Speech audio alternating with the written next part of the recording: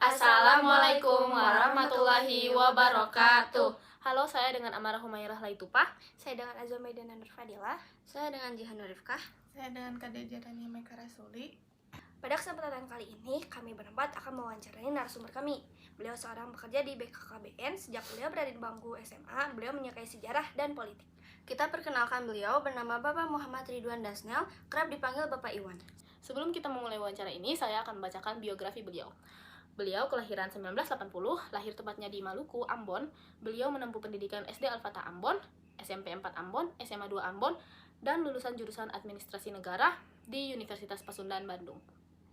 Kebetulan Bapak Ridwan ini saat duduk di bangku sekolah menengah atas memang mengambil IPS, jadi mungkin tahu banyak juga soal sejarah-sejarah Indonesia. Mari kita langsung menyapa Bapak Ridwan. Assalamualaikum Bapak Iwan. Waalaikumsalam. Terima kasih sudah meluangkan waktu untuk kami wawancarai hari ini. Tanpa berlama-lama lagi, mari kita langsung masuk ke pertanyaan pertama. Baik, silakan. Oke, karena Bapak suka sejarah dan politik, wawancara yang akan kita bahas itu perjuangan diplomasi. Untuk pertanyaan pertama, bagaimana terjadinya perjuangan diplomasi? Baik, perjuangan diplomasi bangsa Indonesia ya.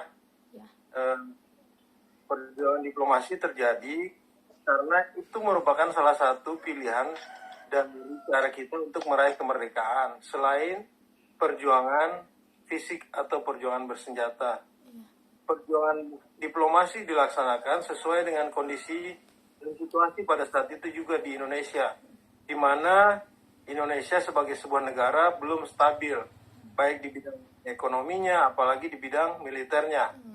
Maka dari itu diperlukan upaya cerdas, salah satunya lewat diplomasi, untuk mencari dukungan dan perhatian dari dunia internasional. Demikian. Pertanyaan kedua, kenapa pada awal perjuangan diplomasi, wilayah Indonesia yang diakui hanya bagian Jawa? Ya, karena Belanda pada saat perjanjian Hongge dan Volu tahun 1946 di bulan Maret, Belanda masih menginginkan untuk dapat berkuasa di Indonesia. Jadi dia membatasi wilayah Indonesia cuma di Pulau Jawa dan Madura. Tapi pejuang-pejuang bangsa kita tidak mau kalah. Akhirnya pejuang-pejuang bangsa kita terus melakukan pergerakan perjuangan baik fisik dan diplomasi, sehingga pada November 1946 dilakukanlah perjanjian Linggarjati. Pada perjanjian Linggarjati tersebut, akhirnya Belanda mau mengakui kemerdekaan dan luas wilayah Republik Indonesia pada saat itu. Demikian. Pertanyaan ketiga, menurut Bapak, siapa tokoh yang paling berjasa pada perjuangan diplomasi dan mengapa? Banyak tokoh dari bangsa Indonesia yang berperan pada saat perjuangan diplomasi, khususnya para mahasiswa dan pelajar Indonesia yang kuliah di atau bersekolah di luar negeri ya.